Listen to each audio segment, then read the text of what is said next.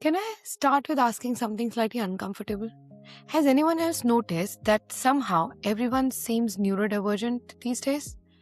There are ADHD videos, there are autism checklists, people saying things like, I'm so ADHD, that's my autism, or social media quizzes, there are podcasts, there are books, there are conversations. Well, if I'm honest, I can understand why some people feel skeptical. Because from the outside, it can start to feel like a trend. Like suddenly everyone has a label. Everybody is diagnosing themselves. Or everyone is explaining rather ordinary human experiences through neurodiversity. And I think it's worth talking about that. Because underneath the hype, there is something important happening. For a very long time, the picture we had for who counted as neurodivergent was incredibly narrow. A hyperactive little boy, someone struggling visibly, or someone who was disruptive or couldn't cope. And people who didn't look like that, especially girls, high achievers, quiet children, adults, or people from different cultures. People who adapted often got missed. Not because they were not struggling, but because they were coping, or appearing to at least. And now, something interesting is happening. People are finding language, the framework, they are listening to stories, and for the very first time, they are recognizing themselves. Now, that doesn't mean that every different experience or difficult experience is neurodiversity. Not every personality trait needs a diagnosis. Not every forgotten email or message is ADHD. Not every preference for quiet means autism. Human beings are naturally varied, but equally, awareness is not overdiagnosis, and understanding is not attention seeking at all. Because when people finally find words for experiences they have had for decades, it can look sudden, even though the experience itself wasn't. And maybe this matters more than we realize. Because depending on how we define and measure it, estimates suggest that around 15 to 20% of people may be neurodivergent. Now that means in a room of 10, one or two may be experiencing that room differently. The lights differently, the noise differently, the pace differently, the expectations very differently. And many may not know it yet. So this conversation isn't niche at all. It isn't trendy. It isn't just about labels. It's about understanding the experiences of a meaningful part of the population. Because whether we realize it or not, most of us already know someone we work with or live with or parent. Maybe we love, or maybe someone we used to be. Someone who takes longer to read, or someone who struggles with numbers but can remember conversations from years ago.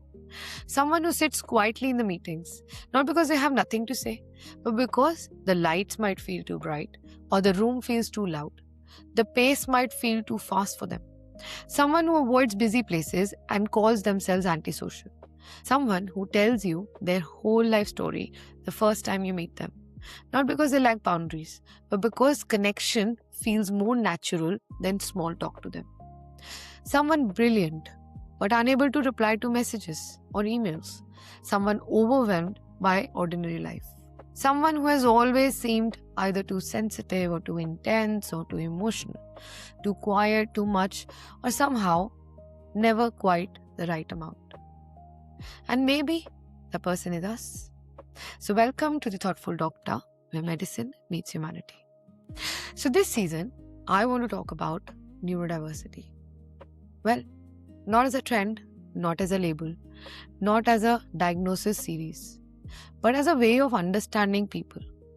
Because neurodiversity is not the idea that everyone has something. It is something simpler. It is much more human than that.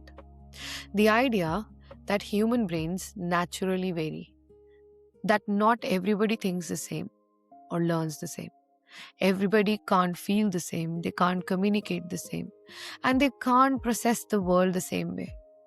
And that difference is not automatically dysfunction or disorder. Let's think about this girl. A girl who grew up bumping into things, who preferred the company of her dolls, not because she didn't love people, but because dolls felt easier to understand. She loved learning, loved understanding things, loved helping people, but never quite knew what to say when she met people for the first time. She worked hard, really hard, while everyone else seemed to know how to enjoy life more naturally. She became sensible, responsible, easy to go with, because being good felt safer than getting it wrong. She hated being told off, not because she was difficult, but because disappointment felt enormous. So she became the ideal daughter, ideal sister, or ideal friend. The one who tried harder, adapted faster, asked for lesser, and for a long time, that story looked like her personality. She was called shy, sensitive, studious, or even anxious at times. Maybe just someone who took life seriously from the outside. That's what it looked like.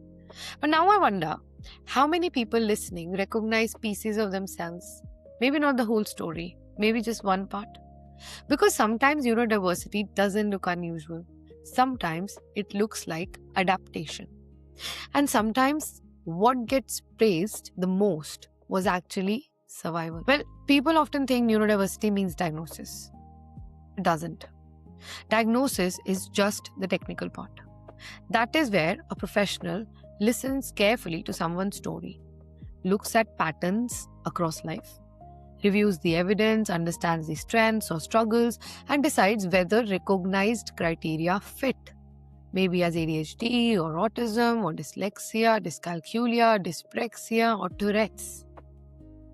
Well, these are simplified as well because people are bigger than labels, and this matters. Diagnosis is rarely about putting people into boxes. It is often about understanding why someone has been trying so hard to fit into one. Because when we don't understand the difference, we start pushing square pegs through round holes. We ask people to sit still when they think better moving. We ask them to answer quickly when they need some extra processing time. We expect them to ignore the sounds they physically cannot filter. We expect them to learn one way, work one way, communicate a certain way, and rest a particular way. And then we call the struggle a personal failure. But what if the struggle was sometimes the environment? What if instead of asking, how do we make this person fit, we start asking, what does this brain need to thrive? Because inclusion isn't about lowering standards. It's about removing unnecessary barriers. It's about creating enough space for different minds to reach them. So before we finish today, this week's Thoughtful Doctor prescription. Let's try and replace one moment of judgment with curiosity. Let's find one person, someone you know, someone you might work with, someone you have known for years, or maybe yourself, and ask a question that creates space rather than pressure. Don't ask why can't you just, but rather replace it by asking what helps you. Because sometimes people are not being difficult. Sometimes they are just doing something very difficult. And understanding often starts with one better question.